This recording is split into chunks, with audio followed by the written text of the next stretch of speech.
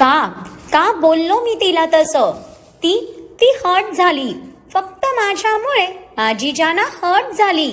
अग्नेयला स्वतःचा इतका राग येत होता की कालच्या चाबकाने त्याने लुणाची केअर घेणाऱ्या पूर्ण टीमला सोलून काढलेलं. आज तो चाबूक अंधाधुंद होऊन त्याच्यावर चालत होता म्हणण्यापेक्षा तोच स्वतःवर थोडीही दया न करता निष्ठुर होऊन स्वतःलाच वेड्यासारखी शिक्षा देत सुटलेला. त्याच्या अंगावरचा तो रक्ताळलेला शर्ट बघून रॉकी आणि त्याचे गार्ड तर त्याच्या समोरच गुडघ्यावर हतबल होऊन बसले होते. पण ते करूही काय शकत होते म्हणा, कारण त्याला अडवण्याची कोणाच्यातच हिंमत नव्हती. रॉकीच्या तर डोळ्यातून निरंतर अश्रू वाहत होते. आपला बॉस स्वतःची करून घेत असलेली अवस्था बघून त्याला कसं अडवायचं तेच समजेना. अग्नेय कसाही असला तरी तो तर त्याचा परम भक्त होता ना. पण इथे अग्नेय मात्र स्वतःवर रपारप प्रहार करत चाललेला. नाही त्याला स्वतःच्या वेदनेची काही जाणीव होती, नाही स्वतःवर दया येत होती त्याला. त्याच्या जानाला हर्ट केल्याची शिक्षा त्याने आतापर्यंत प्रत्येकालाच एकदम भयंकररित्या दिली होती. मग तो स्वतःला तरी कसं सोडणार होता ना. हक्कच नव्हता कोणाला त्याच्या जानाला हर्ट करायचा, अगदी त्यालाही नाही. भले तो स्वतःला मारत होता, पण नजरेसमोर आत्ताही त्याच्या सियाची दुखावलेली मूर्तीच दिसत होती त्याला. आणि तिची ती निरागस मूर्ती आज त्याच्यामुळे खंड पावलेली त्याला सहनच होत नव्हतं. तिच्या डोळ्यातले अश्रू त्याचा किती जीव काढत होते तो कोणाला सांगणार होता ना. त्याचा चेहरा इतक्या वेदनेतही निर्विकार असला तरी मन मात्र आक्रोश करत होतं. जाना. प्रत्येक प्रहारानंतर फक्त हे एकच नाव त्याच्या अंतकरणातून निघत होतं, पण ते नाव त्याने एकदाही त्याच्या ओठातून बाहेर येऊ दिलं नाही. त्याच्या जानाच्या नावालाही त्याला तिथे उपस्थित कोणाच्याही कानावर पडू द्यायचं नव्हतं. Boss please. रॉकीला त्याच्या फाटलेल्या शर्टमधून दिसणाऱ्या त्या काळ्या निळ्या जखमा बघून चक्करच यायची बाकी राहिलेली. आताही तो जमिनीवर हात ठेवून रडतच होता की इतक्यात त्याचा फोन ब्लिंक झाला आणि त्यावरचा मेसेज बघून इथे पुढच्याच सेकंदाला त्याचे धाबे दणाणले. पाठीचा कणा सरळ होऊन तो अगदीच ताठ झाला. त्याने थोडं बाजूला होत पटकन हातातल्या वॉचमध्ये टाइम बघितला तर रात्रीचे 11:30 वाजून गेलेले. आत्ता मात्र रॉकीची काठोकाठ फाटली. मगाचपासून अग्नेयसाठी रडणारं त्याचं मन आत्ता त्याच्यासाठीच धाय मोकलून रडू लागलं, कारण तो मेसेज अग्नेयला समजल्यावर त्या चाबकापासून त्याचीही सुटका नव्हती. पण त्याला सांगणंही तर गरजेचं होतं ना. या डॅश लोकांना माझी चिता पेटवायचीच घाई झालीये वाटतं. निर्लज्ज लोकांनो, मी गेलो तर तुम्हालाही सोबत घेऊनच जाईन. रॉकी त्या मेसेज पाठवणाऱ्या व्यक्तीला मनातच अस्सल गावरण शिव्या हासडून एक नजर समोर बघतो आणि समोर तांडव करणाऱ्या या अग्निधारक ज्वालामुखीला बघून आत्ता त्याला कसं सांगायचं या विचारानेच रॉकीची बोबडी वळली. देवा, या राक्षसापासून चुकून माखून वाचलो तर नक्कीच उद्या मंदिरात भेटू, नाही तर थेट दर्शनालाच येतोय तुझ्या. रॉकीने पूर्ण हिम्मत एकवटून एक पाऊल पुढे टाकलं. बॉस. स्वतःसाठी सारखे सारखे भरत असलेले डोळे पुसत रॉकी हळूच अग्नेय जवळ आला. पण सध्या अग्नेय कोणाचं काही ऐकून घेण्याच्या मनस्थितीत होता कुठे. बॉस प्लीज ऐका ना. रॉकीने परत कळकळीने विनंती केली, कारण आता त्याला लगेच सांगितलं नाही तर हा माणूस नंतर समजल्यावर कळकळ करायलाही वेळ देणार नव्हता. पण इथे तर हा माणूस डोंबारीचा खेळ सुरू असल्यासारखा स्वतःलाच मारत सुटलेला. आत्ता मात्र रॉकीला त्याला अडवण्याचा एकच मार्ग दिसत होता.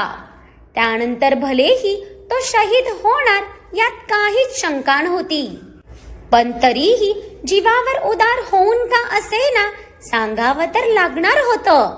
बॉस, सिया बेबी अजून मेन्शनवर नाही पोहोचल्या. रॉकीने डोळे मिटून एका दमात सांगून टाकताच त्याच्या पुढच्या क्षणाला आई आई ग. रॉकी पाठीला हात लावायचा प्रयत्न करत वेदनेने कळवळत वेडी वाकडी वळणं घेत 4 पाऊल पुढे आला.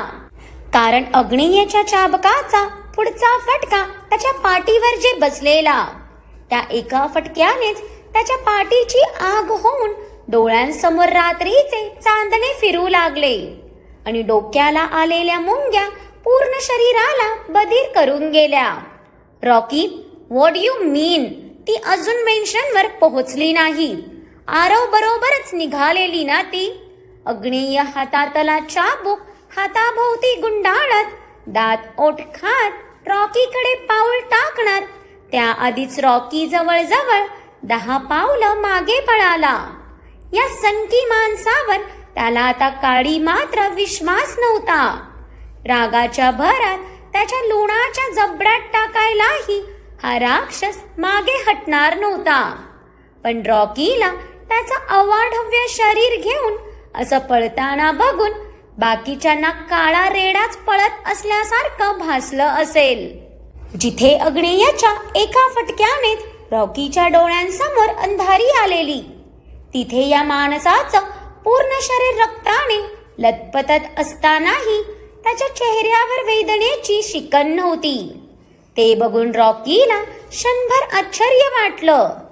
आपण बॉसपेक्षा नाजूक आहोत का याचा विचार करत त्याने स्वतःवर एक नजर फिरवून जशी ती नजर अग्नेयवर आणली तर आता समोर उभ्या अग्नेयची रागीट मुद्रा बघून रॉकीने पटकन त्याच्या हातातला फोन त्याच्या दिशेला फेकला आणि अग्नेयनेही तो एका हातावर झेलत त्यातला मेसेज वाचला.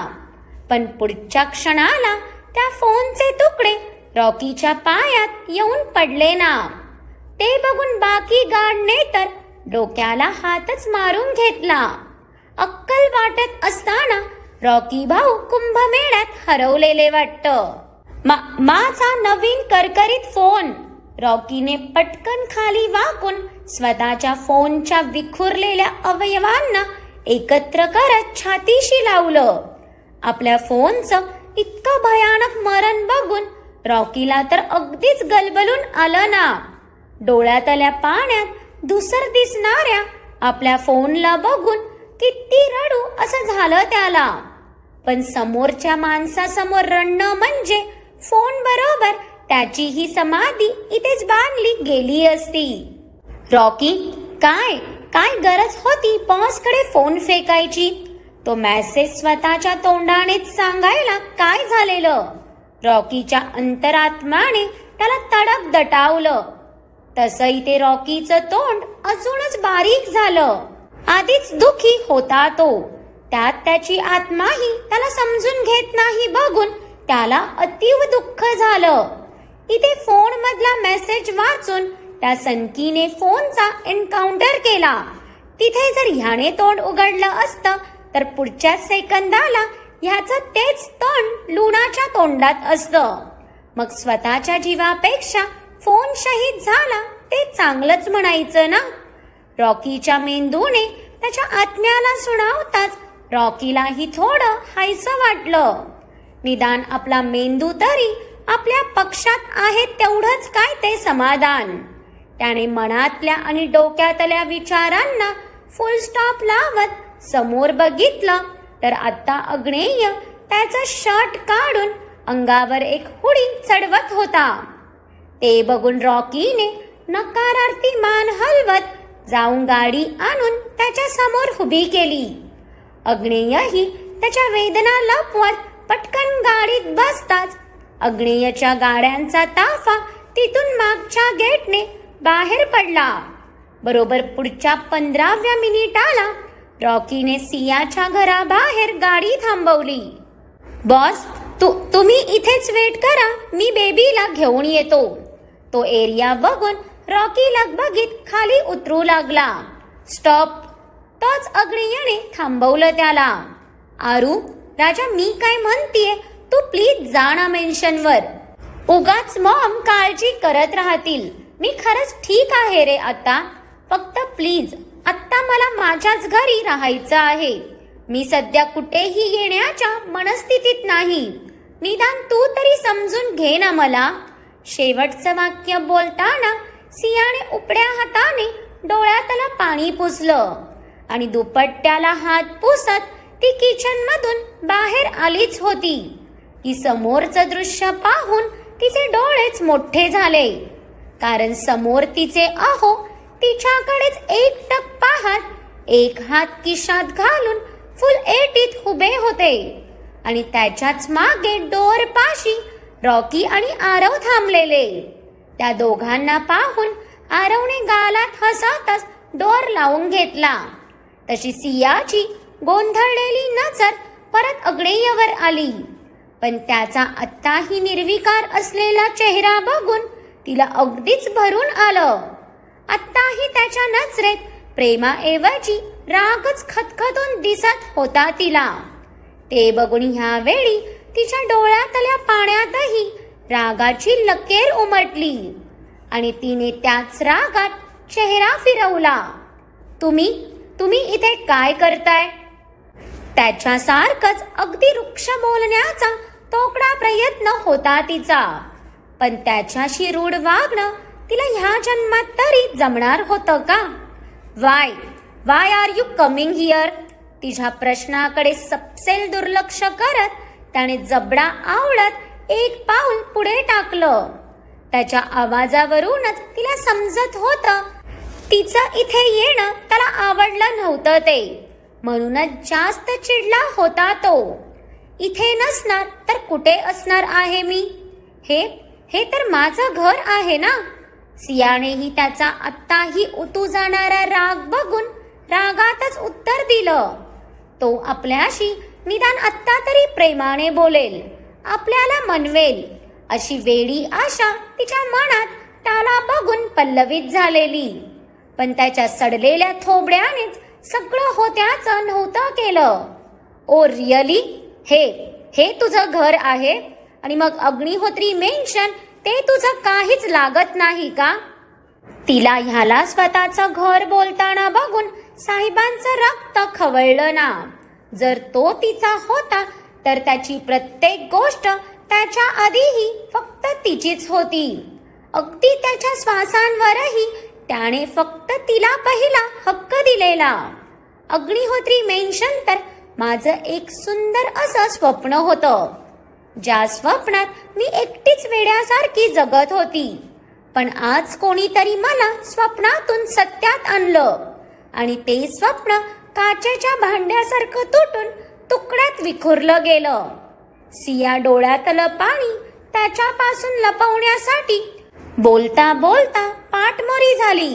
नव्हतं रडायचं तिला त्याच्या समोर, कारण त्याच्या डोळ्यातल्या रागात तिला त्याचं प्रेम अगदी पुसटसं दिसत होतं.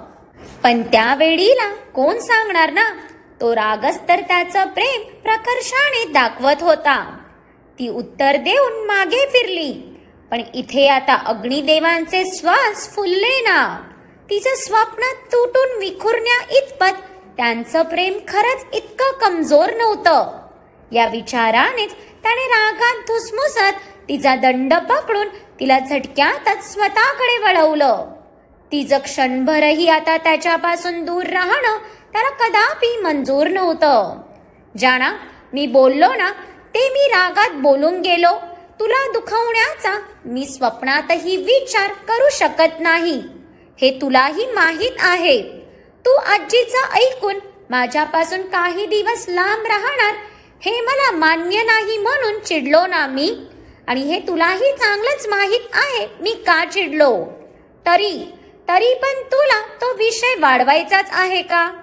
अग्नेयला आत्ताही रागातच तिच्यावर आवाज चढवून ओरडत होता. ती एकटी इथे निघून आल्याची त्याला प्रचंड चीड आलेली. म्हणून तो रागात परत तिला हट करायची चूक करत होता ना. पण तिचं लक्ष त्याच्या बोलण्याकडे होतच कुठे. ती तर त्याच्या त्या हाताकडे बघत होती, ज्याने त्याने तिचा दंड पकडलेला. त्याच्या हातावरची ती जखम बघून तिच्या दुखावलेल्या हृदयात तीव्र कळ गेली. त्याचा कितीही राग केला तरी तिचं प्रेम तिच्या बाकी भावनांवर नेहमीच वरचढ ठरायचं. हे तुमच्या हाताला काय लागलं? तिने पटकन त्याचा हात हातात घेतला. त्याच्या इतक्याशा जखमेने तिच्या डोळ्यात आल्या अश्रूंनी बांध तोडत गालाची वाट पकडली. त्याची ती रक्ताळलेली जखम बघून ती वेडी हेही विसरली की ती देखील त्याच्यावर रागवली येते. नथिंग. तू आधी माझ्या प्रश्नाचं उत्तर दे. तू इथे का आलीस?